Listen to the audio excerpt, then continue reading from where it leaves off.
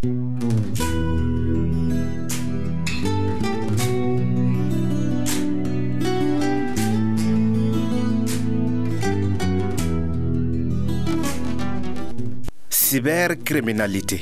Des étudiants victimes de fausses bourses canadiennes.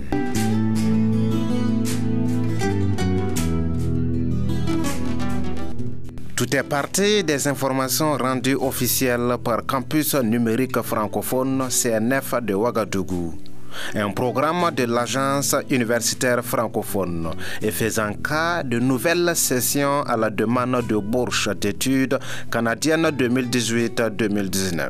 Une affiche relative à cette offre de bourse est portée à la connaissance du monde estudiantin sur le tableau des informations de campus numérique francophone, logé à l'amphi belge de l'université Ouaga 1, professeur Joseph Kizerbo. Et comme il fallait s'y attendre, des étudiants ont naturellement postulé et ont été retenus. Mais l'offre n'était qu'une arnaque. Que retenir essentiellement de cette offre de bourse?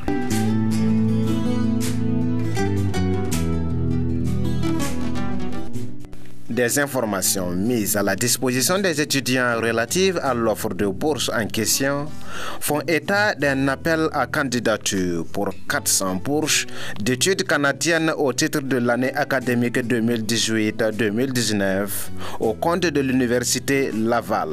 Il y est précisé également que ces bourses dites lancées par la Commission fédérale des bourses d'études canadiennes couvrent une période d'un cycle de formation de 6 semestres voire plus. Comme seule condition pour y postuler, il suffit d'être âgé de 18 à 55 ans et titulaire d'un diplôme équivalent au brevet d'études de premier cycle d'enseignement au baccalauréat ou au brevet d'études professionnelles des pays de l'Union européenne. Conformément à l'affiche informative, les candidats retenus au terme de la sélection de candidatures seront insérés, outre leurs études, dans les secteurs sensibles de la vie économique et sociale du Canada. Mieux, il est dit qu'à travers cette offre, l'Université Laval vise à donner une aptitude professionnelle aux boursiers pour pouvoir travailler s'ils le désirent au Canada à la fin de leur formation. Les étudiants intéressés sont priés d'adresser une demande de bourse à travers une lettre de motivation afin de réclamer le formulaire d'inscription à remplir. Les demandes sont recevables à l'adresse email universite.laval@secretary.net. Ragayardi, par l'origine de la publication de l'information, qui est Campus numérique francophone, qu'il considère comme une source sûre, des étudiants confient n'avoir pas perdu du temps pour postuler à l'offre de bourse. Mais très vite, ils seront désenchantés. Des étudiants se sont retrouvés à 2 doigts de tomber dans les mailles des arnaqueurs. Mi-novembre 2018, l'étudiant, que nous nommons FY, titulaire d'une licence en droit, a pris connaissance de l'affiche. Sans hésitation, il expédie sa lettre de motivation. Dès le lendemain 17 novembre, une réponse lui parvient venant de direction secrétariat Laval. Un formulaire de candidature aux bourses d'études canadiennes lui est envoyé. Il est prié de scanner et joindre au dit formulaire un certain nombre de documents. L'étudiant en parle. Dans ces mails, on me demandait les pièces suivantes. Une attestation au diplôme donnant accès à la formation sollicitée, le dernier relevé de notes ou certificat de scolarité, une pièce prouvant la nationalité du postulant. Le mail est conclu par ces termes. Pas de candidature fantaisiste et vos dossiers doivent être envoyés en fichier JPEG ou PDF. Nous vous rappelons que la sincérité des informations contenues sur notre formulaire de candidature est indispensable pour la sélection de votre candidature. Vos diligences et promptitudes seront hautement appréciées. L'étudiant FY, qui désire poursuivre ses études de master en droit international ou en sciences politiques, se conforme aux différentes exigences. Le 26 novembre 2018, il reçoit un autre mail. Dans ce nouveau mail, voici ce qu'on m'annonce. La direction régionale des bourses étrangères canadiennes a approuvé l'avis favorable que nous avions après étude accordée à votre dossier de candidature. Elle a donc co-signé avec le secrétaire d'État à l'étude et à la recherche votre attestation de bourse. Ce document de la Confédération canadienne vous permet de poursuivre vos études supérieures à l'Université Laval et de faire valoir vos compétences professionnelles. L'étudiant n'attendait qu'une telle réponse. Mais voilà que la suite de la procédure est de nouveau conditionnée. Il est prié de faire parvenir par courriel des pièces complémentaires requises pour la validation de sa bourse à une autre adresse, cette fois-ci Access Canada unilaval@représentative.com. L'étudiant revient sur ces nouvelles conditions. Un formulaire d'hébergement joint à remplir, un curriculum vitae, une photo d'identité pour la carte de boursier. En plus de toutes ces pièces, on me demande de transférer des frais qui représentent le droit de visa et l'assurance sociale d'étudiants étrangers sur le territoire canadien et qui s'élève à un montant total de 237,84 $ canadiens, soit 102 180 francs CFA. Ces frais, selon le mail, permettent à l'étudiant étranger de bénéficier d'une assistance sociale en cas de maladie ou tout autre risque social majeur. Les interlocuteurs de FY lui demandent de les payer via le service de transfert d'argent Wari ou MoneyGram au nom du comptable du bureau de la maison résidente Université Laval Access Canada en Afrique de l'Ouest au Bénin avec les instructions suivantes. Bénéficiaire David Oké, pays Bénin, ville Cotonou. Ces interlocuteurs lui font savoir ensuite qu'ils attendent qu'il s'exécute afin de soumettre son dossier au secrétariat d'État à l'étude et à la recherche, ainsi qu'à l'Office fédéral des migrations canadiennes pour la délivrance de son visa, sa carte de boursier, ainsi que le billet de voyage aller-retour en provenance de son pays de résidence et à destination de l'Université Laval. À la même date que toutes ces informations sont transmises à l'étudiant, il lui est adressé également une attestation de bourse frappée du logo de l'Université Laval au Canada. On peut lire sur cette attestation que l'étudiant bénéficie d'une rémunération mensuelle de 2820 $ canadiens, d'une année de subvention et d'un visa permanent pour la période de la bourse. Malgré tout, les frais dits d'assurance sociale installent un doute dans l'esprit de FY.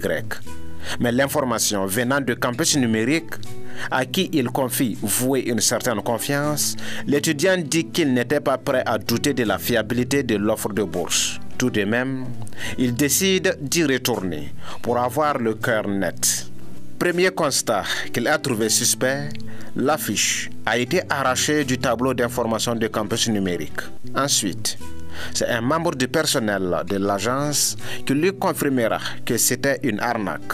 Et pourtant, FY s'était laissé convaincre par quelques signes. Je n'avais pas entrepris des recherches approfondies sur l'offre avant de m'aventurer. Du fait que l'espace de Campus Numérique venait d'être inauguré et la majorité des affiches qui figuraient sur le tableau parlaient de partenariat avec le Canada. L'offre de bourse en question étant canadienne, pour moi, c'était une occasion qu'il ne fallait pas rater. Et pour se donner plus de sens, il fallait être encore plus rapide. Même s'il ne s'est pas acquitté des frais demandés, il a tout de même entrepris quelques dépenses. Il fallait imprimer des documents de surcroît en couleur et scanner la totalité pour les renvoyer. Aussi, je fréquentais régulièrement le cyber pour la connexion. En tant qu'étudiant, toutes ces dépenses m'ont été aussi significatives. FY n'était pas le seul étudiant à tomber dans les mains des arnaqueurs.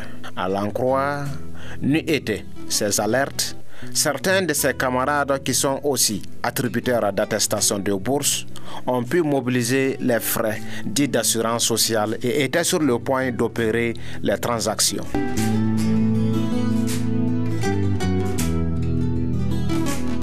L'étudiant de première année d'études anglophones que nous nommons OGET en fait partie. Selon ses explications, il a échappé belle.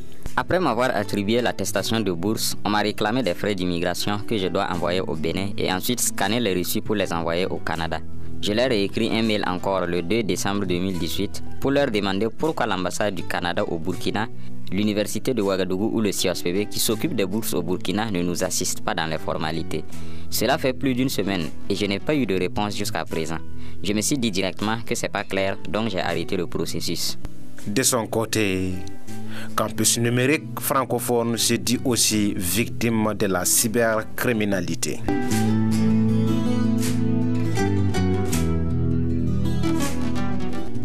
Campus numérique francophone CNF de Ouagadougou est à l'origine de la publication de l'offre de bourse.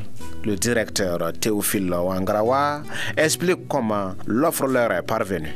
L'offre est passée dans notre liste de diffusion. Vous savez, c'est comme les pourriels et les spams. Voilà, des offres qui peuvent arriver soit dans votre boîte email, soit sur une liste de diffusion et ça peut être relayé. Mais heureusement, les étudiants ont été vigilants. Ils nous ont interpellés sur cette offre parce que non seulement le nom du domaine, de l'adresse email où ils devaient envoyer les offres n'était pas approprié. Donc, je me suis penché sur le contenu du message et puis j'ai interpellé nos services de sécurité informatique. Donc, à ce sujet, ils ont pu nous revenir rapidement avec l'information comme quoi l'offre n'est pas une offre fiable, c'est une offre douteuse. Donc nous avons rapidement supprimé l'offre et puis envoyé une information auprès de nos utilisateurs pour qu'ils arrêtent le processus. À la question comment Campus numérique francophone a pu diffuser une telle offre sans vérification, Théophile Wangrawa pointe un doigt accusateur à l'activisme des cybercriminels. Il nous met à l'abri de la cybercriminalité, de la fausse information qui peut se répandre sur le réseau. Nos services de sécurité sont assez vigilants. La plupart des offres de services sont sur la toile. C'est clair que ces services sont sujets à des attaques. Voilà toutes sortes de fausses informations qui peuvent se répandre.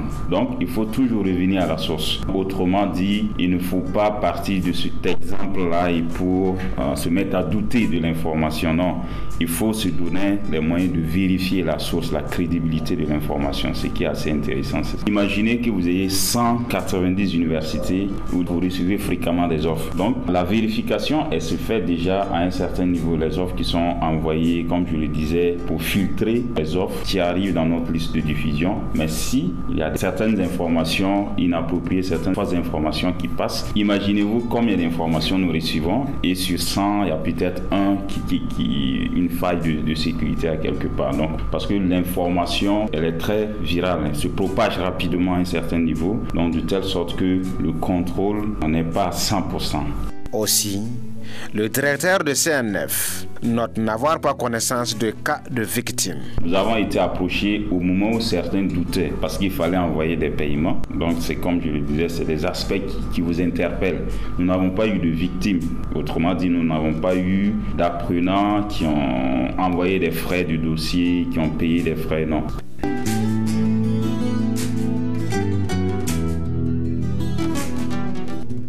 Mais en réalité, cette arnaque était à peine voilée.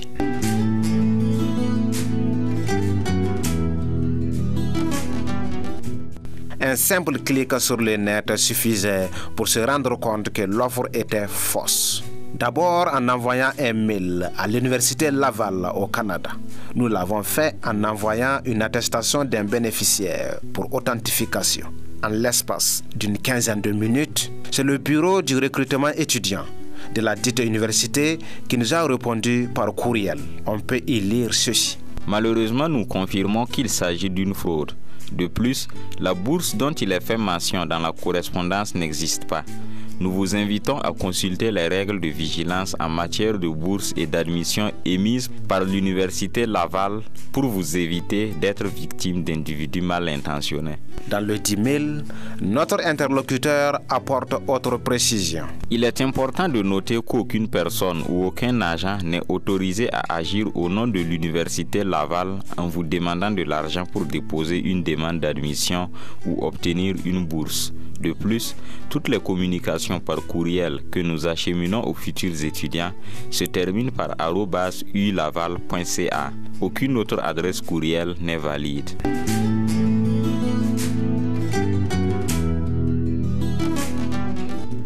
D'autres sources du web nous ont conduit à des cas similaires de fausses bourses canadiennes en Côte d'Ivoire depuis 2016.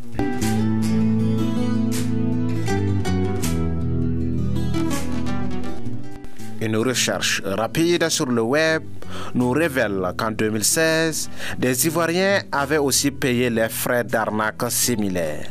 Le site d'information en ligne et burninews.net avait publié un communiqué de presse qui lui avait été transmis par des individus qui disaient agir pour le compte du ministère ivoirien de l'Emploi, des Affaires sociales et de la formation professionnelle. Le dit communiqué faisait état de la mise à disposition de 400 bourses d'études canadiennes pour des étudiants étrangers qui souhaiteraient effectuer un séjour d'études ou de recherche à l'Université Laval pour l'année académique 2016-2017, écrit le site en question. C'est après publication du communiqué que la rédaction du site note avoir été contactée par un responsable de l'Université Laval pour démentir l'information contenue dans le communiqué. Ce dossier vous a été proposé par Dasmane Niangane. Montage et mixage, Mariette Kukwaga.